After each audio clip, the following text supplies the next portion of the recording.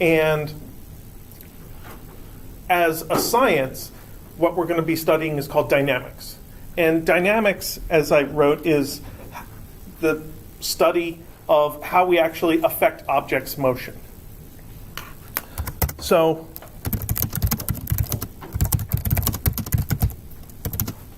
if we want something to move, what do? We push it, pull it, drag it. We push it. So the universe requires balance. There's a lot of different aspects of physics that talk about some kind of stuff, some kind of quantity affecting a giver and a taker, affecting a causing object and an affected object, that somehow that gets back to the causing object. So if I push on something to move it, I feel that push back on my hand. So what is it that's working against us when we push on something? So let's say that I grab one of these chairs and pull it across the room. I can feel something's pulling against me. The carpet is doing something. And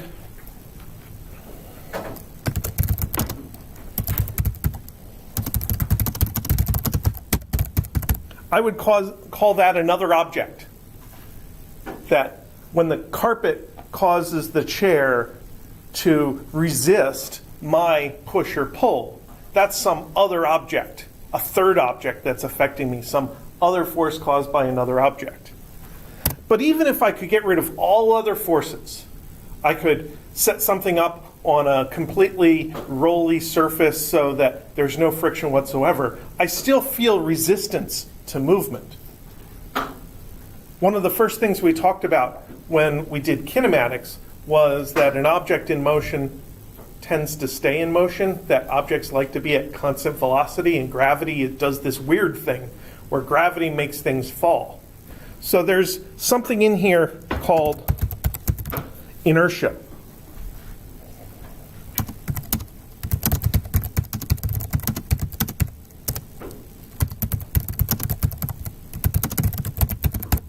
That objects tend to maintain constant velocity. That was actually a big change in the thinking about physics, that before the time of Newton, we had this idea that objects wanted to be at rest. And if you wanted it to move, you pushed it. And if you stopped pushing it, it would go back to being at rest again. And it seemed natural for objects to be at rest. But the more sophisticated idea is that objects want to be moving with constant velocity. If they're at rest, they'll stay that way. Constant zero is a constant velocity. That's perfectly fine. But if you have an object that's moving, it wants to keep moving. Imagine there is a heavily loaded wagon and it gets away from you and it's moving. If you go and try to stop it, it's going to be difficult to stop it because the heavy wagon that's moving wants to stay moving. And that is the idea of inertia. And that is really the first of Newton's laws of motion, which describe our model of dynamics that we're going to be using, that an object in motion tends to stay in motion.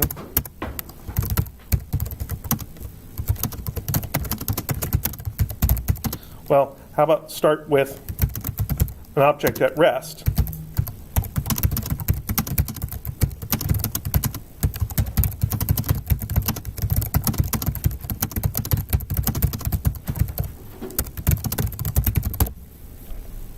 So an object at rest tends to stay at rest, and once an object is in motion, it tends to stay in motion at constant velocity. And there's this caveat to Newton's first law.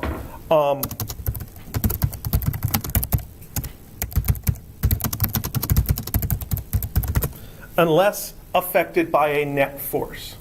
So we have to think about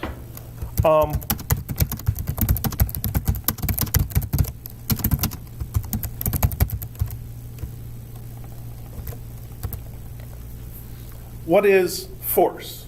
We have to figure out what this means in our physics context and what forces can do, how we create them, what they're going to do to other things, how much force we're going to need, all that kind of stuff. First, we have to kind of describe what a force is before we can start figuring out more details. How about this description? Any push, pull, or drag. When I lived in Pennsylvania, there was this car dealership that advertised on the radio, and I ended up hearing it all the time because I didn't have a smartphone yet in order to listen to what I wanted. And they would have this annual sale called a push, pull, or drag sale, that any time that you could literally push your old car, pull it, or drag it into their lot, they would accept it as a trade-in and credit toward one of their slightly less bad cars. So when I started teaching physics and I kept hearing these ads, I started thinking of this auto dealership sale as the physics sale, because in physics I was teaching about forces as being any push, pull, or dragging. So that lets us include the idea of a person pushing something. It allows us to include a person pulling something or a rope pulling on something. And that force of friction along the ground is what I think of as a dragging force. A more sophisticated definition might be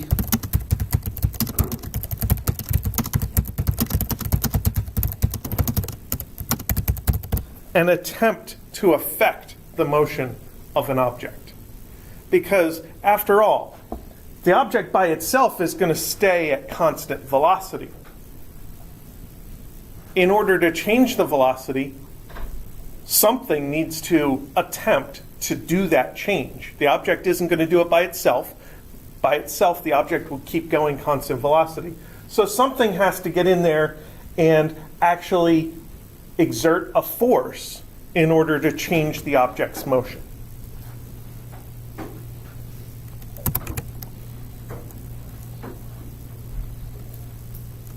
So,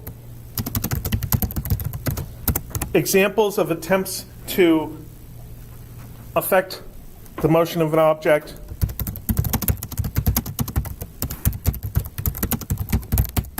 Trying to move a stationary object. So this desk in front of me, I can try to move it and push on it really hard, and it's not going anywhere.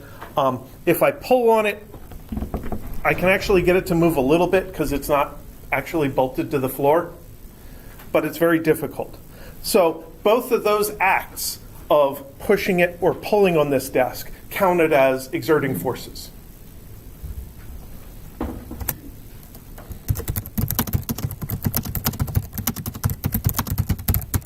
And of course, doing the opposite would also count as force. Trying to slow down or stop a moving object, that counts as a force. So the reason I'm going through all these details that may seem obvious is in an elaborate situation, we might need to be able to consider all of the possible forces acting on an object. So we have to be able to think about, well, what could forces be trying to do? That may help me identify the actual forces. And the third general idea of a force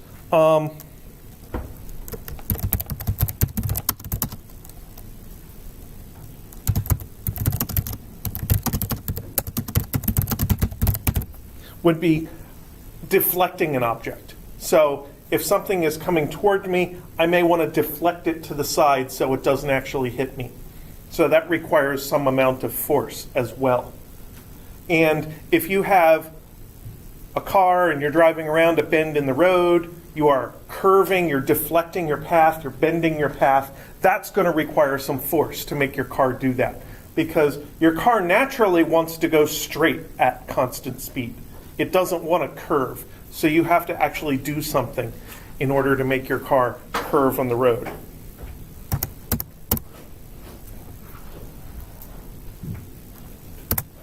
So then we get to Newton's second law.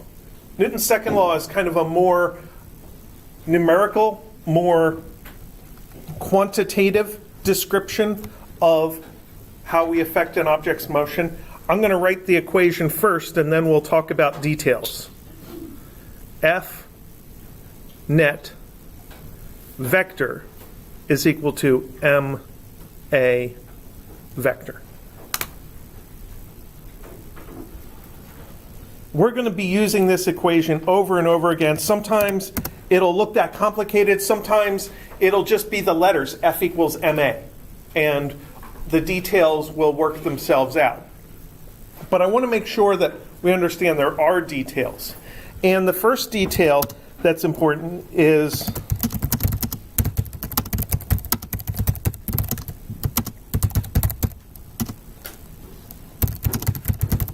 the force that matters is the total force affecting an object. There might be more than one cause trying to affect an object. And when we try to determine exactly what happens to the object, we need to consider all of the causes, all of the forces, before we can determine anything about how this equation is going to work. So it's actually going to be very rare that we only have one force acting upon an object. Usually there's going to be more than one force, and we have to figure out how to imagine the total. Even if we don't know an individual force, we have to be able to imagine how they're going to add up. And that's where our idea of drawing vectors and thinking about vector addition as a graphical exercise comes in handy.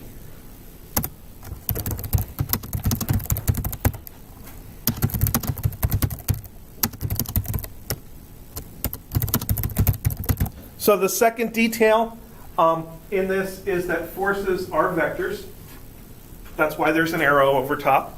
So when we do addition of forces to produce a net total, we have to be able to add these vector things. And that's why we started adding vectors a couple of weeks ago. And we had that pulling problem with the mule in our homework that was talking about vector addition. Well, we're going to have more vector addition to do now that we're talking all about forces.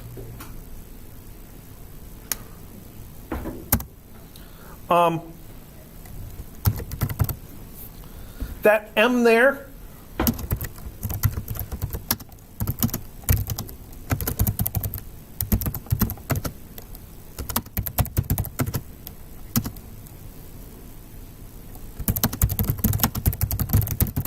I think of it as a difficulty factor. That if you have a very tiny object, it's going to have a low mass, a low M value, and it's going to be very easy to move around. On the other hand, if you have a big heavy object, it's going to be very difficult to move around. So way back maybe, 20, 30 years ago, there was a football player called the Refrigerator, because he was a very big guy. William the Refrigerator Perry, I think was his name. And typically he would play defense because he was gigantic. But every once in a while, when a team was on the goal line with like first and goal or something, they would put in the Refrigerator as a fullback, meaning that he would try to run through the line and score a touchdown. And the reason that he was good at that was because he had a huge amount of mass. And that means that it would be very difficult for other forces, that is, other players' arms and things, to stop this player. So every once in a while, even though good football running backs tend to be small and agile, every once in a while it's useful to have a player with a lot of mass to do something like that. And we're going to talk a little bit, especially on the next page, about how mass affects something else about motion, or something else about forces. But mass is closely related to the weight of an object.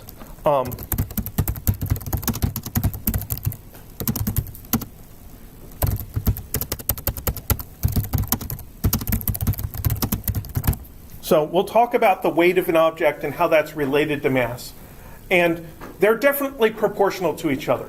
So when you have very tiny mass, it's very tiny weight. Very large mass, it's very large weight. As long as you're on the surface of the Earth, they're actually proportional to each other. And the proportionality factor is the same. So engineers in the US tend to use older English units, and they tend to use the pound as their unit of force and also as their unit of mass. And it makes for some confusion between the two ideas. In physics, we're going to be using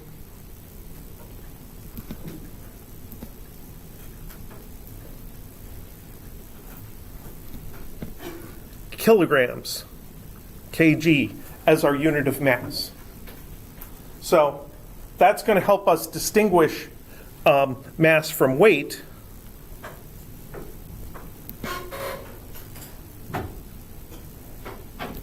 Which is a force in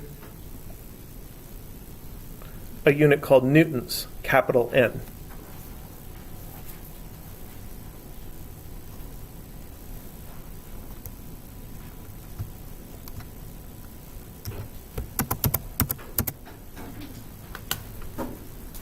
So I've gone through a lot of Newton's second law so far, talked about the details in the equation, that it's net force and it's a vector, so that makes the addition a little weird. Mass is this difficulty factor. Now we get to what the force actually ends up doing. What does this combination of forces actually end up doing?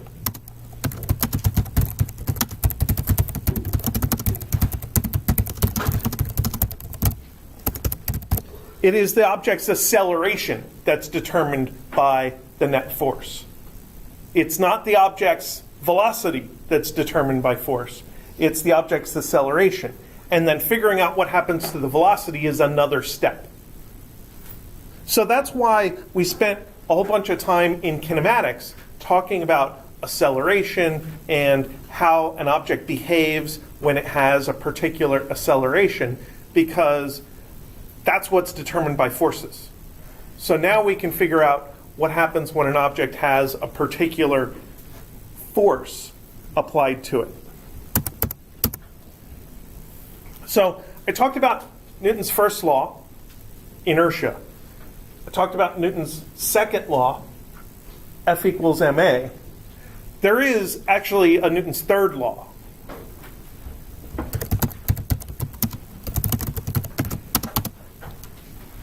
And Newton's third law is sometimes called action-reaction, but I'm going to phrase it slightly differently.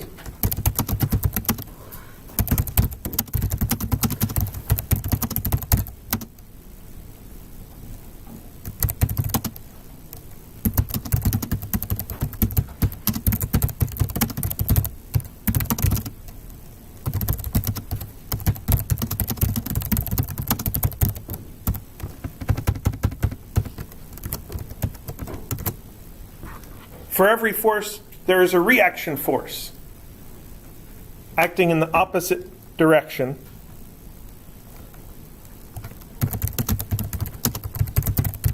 With equal strength, affecting the source object of the original force. So this brings in a whole bunch of ideas of forces all at the same time.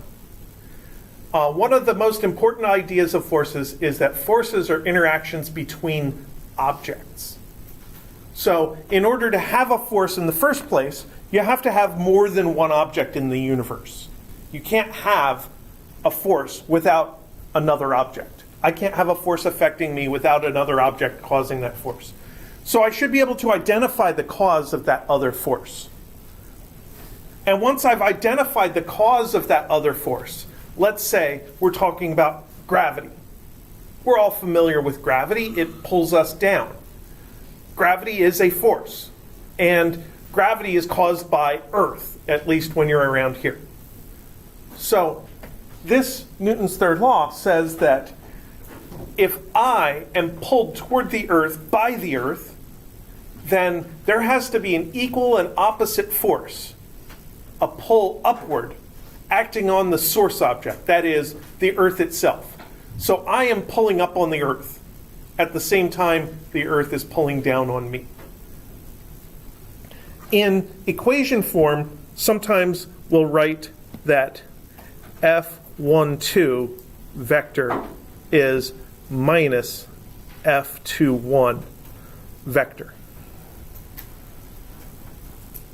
So that means that the force, I can never remember which way people like to order these things, so I'll just read it in order. The force on object 1 caused by object 2 is the exact opposite of the force on object 2 caused by object 1.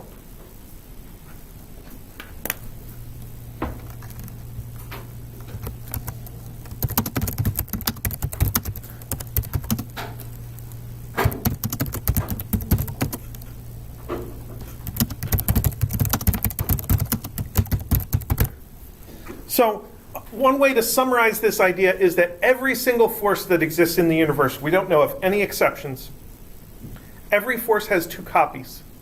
And the two copies affect different objects. And these two copies are same strength, but in opposite directions. The easiest way to think about this is to imagine two people pulling on each other in kind of a tug-of-war exercise. So you have the person on the right being pulled toward the left, and then the person on the left being pulled toward the right. And there's a rope in between them pulling them toward each other. But it works equally well for pushing forces. It works equally well for dragging forces. So if I walk on a squishy floor, maybe a memory foam floor, you would see my footprints in the ground. And my footprints represent the effect of me pushing down on the floor. At the same time, the floor is pushing up on me. One way to imagine what a force is doing is to imagine what would happen if the force ceased to exist. So what would happen if the floor ceased to exist? A trap door opens underneath me. There's no floor anymore. I fall down. So the floor is preventing me from falling down. So the floor is pushing up on me, and at the same time, I am pushing down on the floor. That is Newton's third law.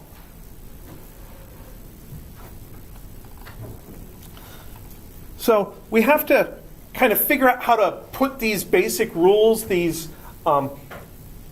model of dynamics into action. And we're going to do this by looking at lots of examples that have different kinds of forces. So let's get on to the first model. Let's look at the act of weighing an object. So I'm going to have my object here, M1, and I'm going to place it on a scale.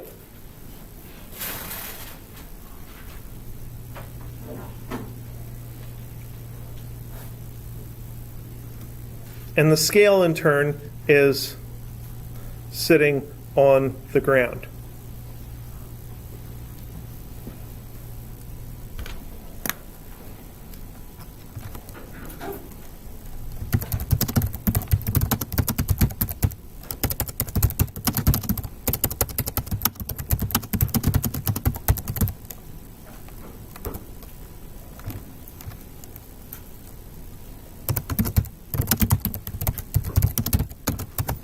Now, when you weigh an object, you have to do it kind of carefully. So you have to make sure of a couple of things. You have to make sure that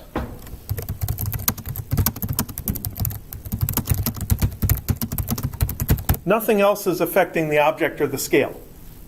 So you don't want anybody to have their thumb on the scale, putting extra weight on it to make you pay more for whatever you're buying, or to have a finger underneath the scale to make it appear less heavy when you're trying to sell your jewelry or whatever. So you don't want any other forces. There was this famous picture, well, it was famous for a couple of days, of a health awareness event at the White House, maybe 6 or 7 years ago. So Obama was president, and they had some health experts in, and there was a scale there, and they had a photo opportunity with the scale, and some health director was on the scale, manipulating the weights on the scale, and the president's behind them with his foot a little bit forward and his toe on the scale, making the person seem a little bit heavier than they actually are. And I thought that that was a perfect example of what we don't want to be happening when we're trying to weigh something on a scale. So we're going to assume when we're weighing something that there are no other forces, because that would mess up our measurement. The other thing we have to have is no movement. Our restriction actually isn't quite that restrictive. That sounds redundant, but we actually only have to have no acceleration. You could weigh something while moving at constant velocity. So you could be in a car smoothly driving down the road, probably not a car because you couldn't stand on a scale in a car, but you could be in a train smoothly driving down the tracks and step on a scale and it would work. And as long as you're not bouncing up and down, it would work just fine. So then what we have to do is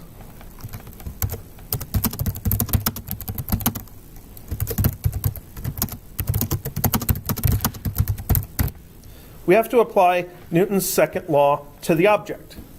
So we're going to have F net equals ma. There's the generic version. Now the first thing we're going to do is we have to figure out what forces go into this total in the left-hand side of the equation. If you're going to add things up, even symbolically, you need to know what it is you're adding up. So we're going to draw lots of free body diagram. We're going to draw lots of free body diagrams. And when you draw a free body diagram, there shouldn't be much in the diagram. It contains the object. And very often, you can simplify your drawing of the object. So if you're weighing a person, you do not need a Leonardo da Vinci quality representation of the object. You don't even need a Picasso representation of the object. Here's my version of the object. A dot. That's the simplest thing I can put there that actually looks like there's something there. And I want to label this dot, so I'm going to call it the only name I have for the object, M1. Okay, so I have the object. The next thing I want are the forces affecting the object. The terminology used in all physics books is forces acting upon the object. I think of that as arcane English. I say forces affecting the object. So this object feels different things. This object feels pulled down by gravity. So I'm going to put a force arrow on it, downward, and I'll call it F sub g.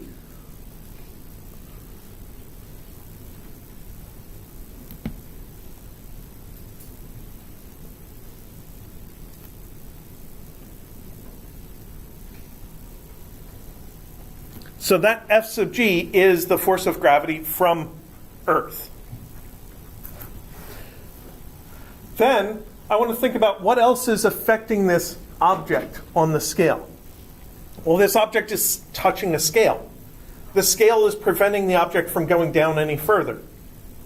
So there must be a force of the scale. And in order to think about the direction of the scale's force, imagine what happens if the scale disappears. If the scale disappears, the object would fall down. So the scale must be preventing that. The scale must be in the opposite direction. We have a special name for this.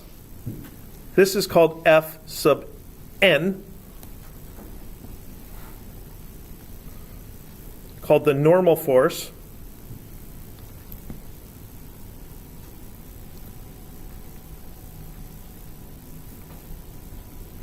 From the scale.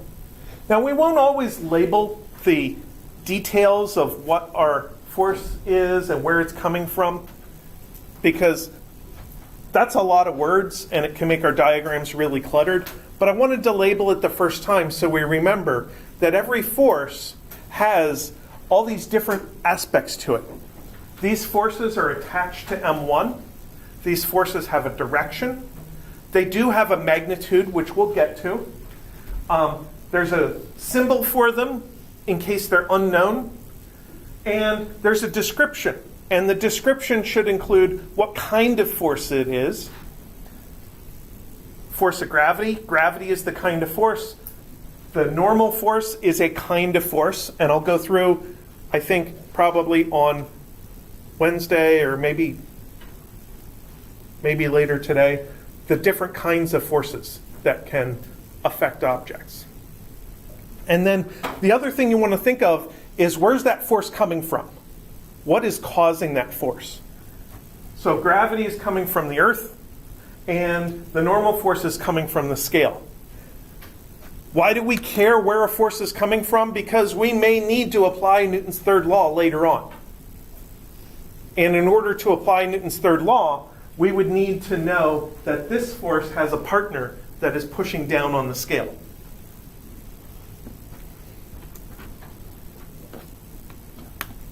Now, one of the reasons we like to do this diagram is because it helps us itemize the forces, it helps us list them, but it also tells us the directions of the forces. And direction of vector helps you figure out how to add vectors. So what we're going to do is we're going to take y components. And I symbolize that myself by putting a label out to the side. So I'm saying I'm going to list all of the y direction stuff in this equation.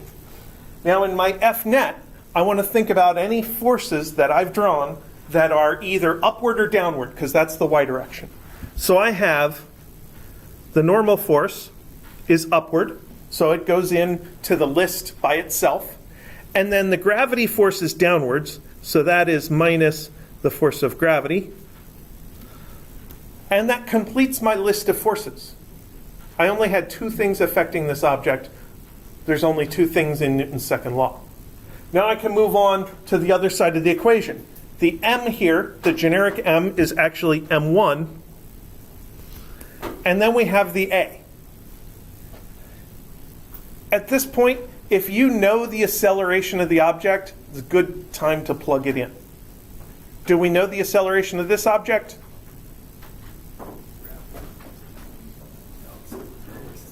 It's got to be 0. If we're weighing an object, it darn well better be 0. Times 0. Guess what? That means that this entire side of the equation is 0. So now we can do something else with this equation. We can kind of simplify it a little bit. We can add fg to both sides, and we get fn equals fg. And that's the entire goal of weighing an object, is set up a situation where the normal force is equal to the gravity force.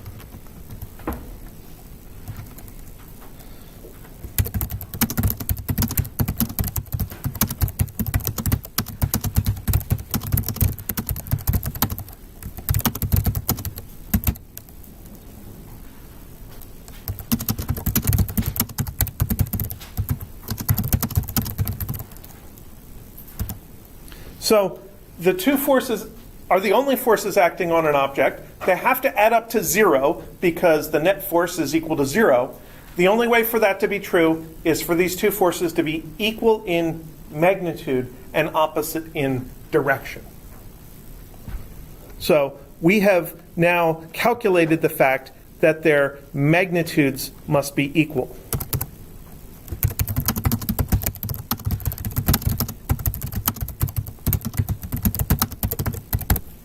And this is actually pretty useful for us because, as it turns out, scales cannot measure the force of gravity. It's actually impossible. The force of gravity is a relationship between an object and the Earth. And the scale has nothing to do with that. What the scale measures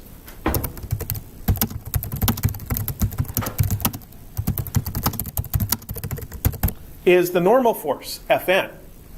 And because we found this relationship between the normal force and the gravity force on the object, then the scale gets to feel its copy of the normal force pushing down, and that compresses a spring, it squishes a little microchip that tells a computer how much force there is.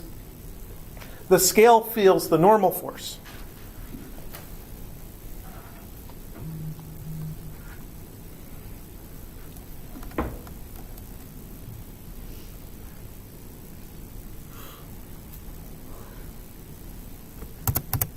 So to go any further, we have to know something more about one of these forces.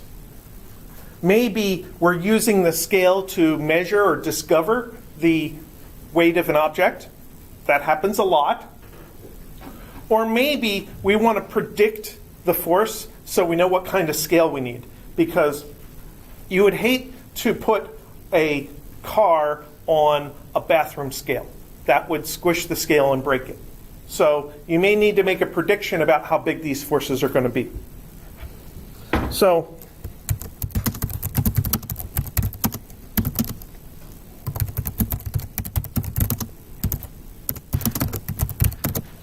let's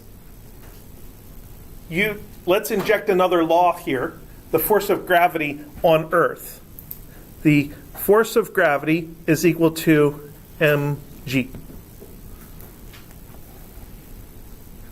And the m value is the same m value that we canceled out up here. That was mass times acceleration. And the g value is the same g value we used before.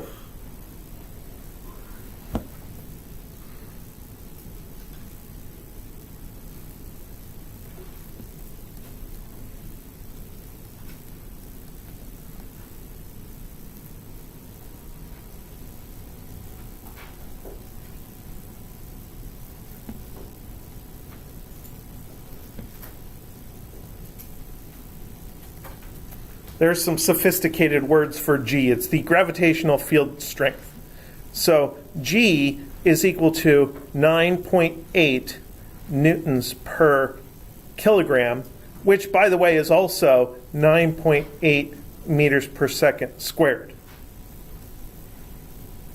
It's the same value you used with free fall and projectile motion.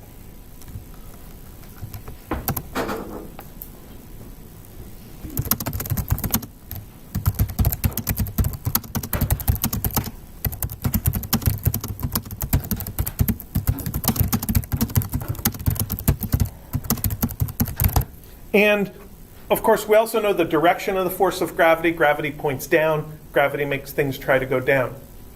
In order to prevent an object from going down, you need this other force, maybe a normal force, to push it back up again.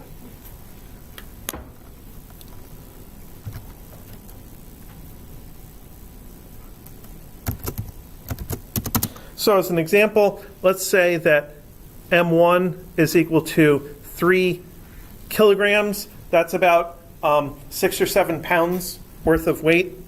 So then the force of gravity is 3 kilograms times 9.8 newtons per kilogram, which is 29.4 newtons.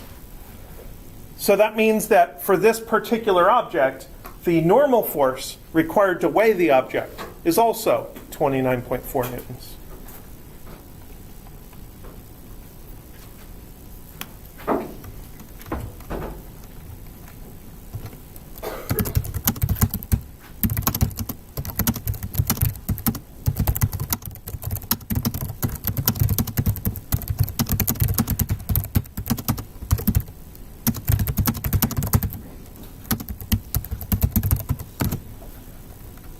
Now, one thing we have to be careful of is when we have this nice rule that says that we can calculate the normal force pretty easily just by taking mg and saying that this result is also the normal force, we have to realize that there are some assumptions that went into the analysis, which means that if those assumptions break down, they make exceptions to the rule.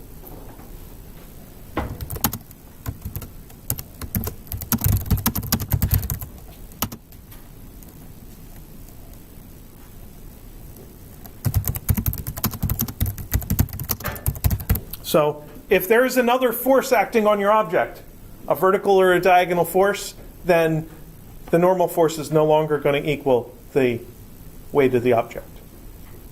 So that case where somebody has their thumb on the scale, that means that the normal force the scale feels is not the weight of the object. The normal force the scale feels is the weight of the object plus the force of the thumb. There's an extra force. And diagonal forces also have y components. Remember, with a diagonal vector, we split it into x and y components using the sine and cosine. So if there's even a diagonal force, that'll mess this up.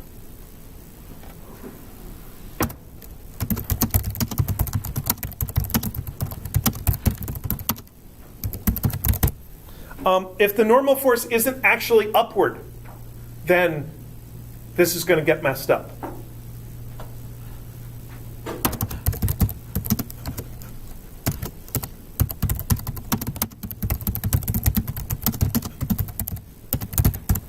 And to understand that, we have to think about, I have to tell you what the definition of the word normal is here.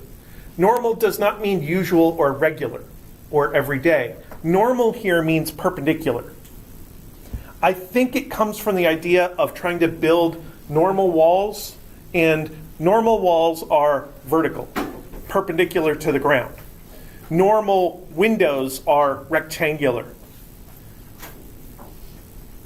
So I think that's how they adopted this word normal, to mean something else. But the normal force is perpendicular to the ground. How would the normal force not be upward then? If the ground wasn't flat? So if you're thinking about an object on an incline, then the normal force is not vertical. And then that's an exception to the rule. We assumed way up in our force diagram at the top of the page that the normal force was vertical. If we have a different situation where the normal force is diagonal, that changes all the rules. And we have to reanalyze that and think about that as a different situation. And then there is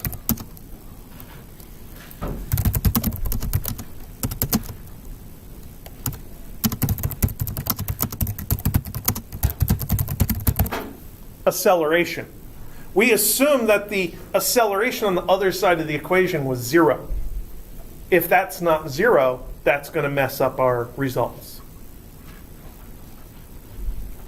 So setting things up to weigh an object is a special situation. You have to go through a little bit of care to make it happen.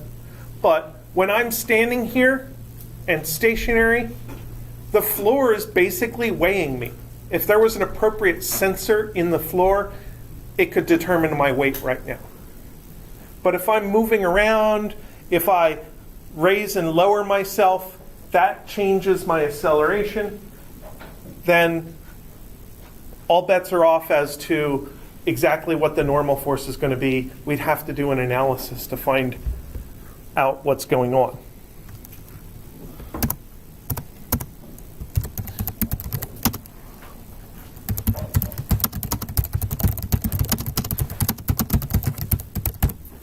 And one typical example of acceleration is in an elevator.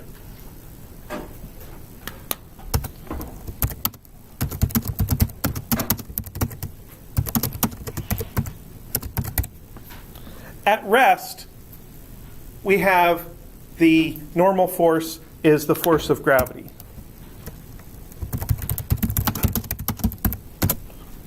Let's look at what happens when we're starting to go up. So you get in the elevator, you push the 5 button to go up to the 5th floor. I know our campus doesn't have any floor over 4, but you start to go up. So then we have the same force diagram, and the beginning of the same Newton's second law, but now we have a positive acceleration because we're going from 0 velocity to some velocity. That requires a delta V up, which requires acceleration up. Up is a positive value. So how do you subtract two things and get a positive result?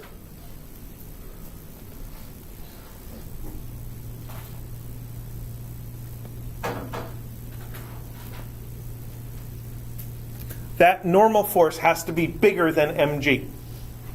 So when you first start out going upward in an elevator, the normal force is a little stronger for just a brief moment.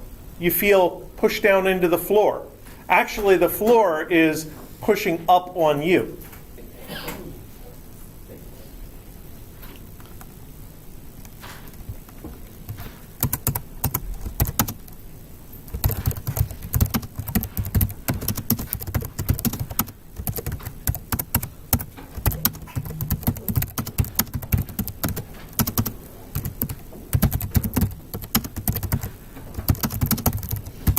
And to conclude the thought so that you can go to your next class, at constant speed, you go back to having the same normal force as gravity. And when you're slowing at the very top of the trip, you need the downward acceleration to get rid of that positive velocity. That means that with a negative A, the normal force has to be weaker. So you feel a little bit lighter just for a moment at the top of the elevator. All right, well, we'll come back on Wednesday. We'll talk more about this, and I think this part of the course will go better than the pure math kinematics of the last part of the course.